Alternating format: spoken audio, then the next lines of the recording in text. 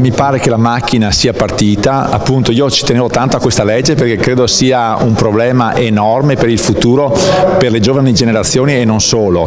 La pensione con il sistema contributivo sarà molto bassa, tutti devono pensare a costruirsi un reddito alternativo da integrare con quell'altro per avere un'esistenza dignitosa, e poi c'è tutto il tema legato ai servizi, al welfare sanitario eccetera. Quindi la Regione Veneto deve essere assolutamente parte attiva nella promozione, nella informazione di questa attività, e oggi siamo partiti bene, ci sarà poi appunto anche la giornata del welfare in aprile e metteremo in atto anche azioni attraverso i centri per l'impiego, quindi cercheremo di essere dinamici anche nella informazione territoriale di base, e credo che Veneto Welfare assolverà un compito importantissimo per la nostra Regione. La Regione deve fare informazione e sostegno, poi ci sono gli operatori, c'è Solidarietà Veneto, ci sono tutti gli altri operatori, fondi aperti eccetera, e quindi la Regione non deve gestire questa cosa, la gestione viene fatta da operatori professionisti che la Regione Veneto non è necessario che abbia.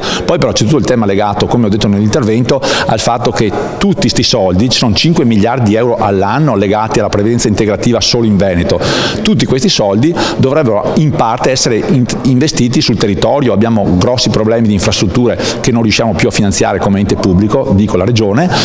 questa è una forma di finanziamento che ci potrebbe aiutare a completare tutte quelle opere pubbliche che avevamo in programma a inizio legislatura e che non possiamo sicuramente finanziare col project financing. Quindi c'è da studiare tutta una questione anche di questo tipo, perché si innescano delle sinergie assolutamente virtuose tra cittadini, imprese ed ente pubblico.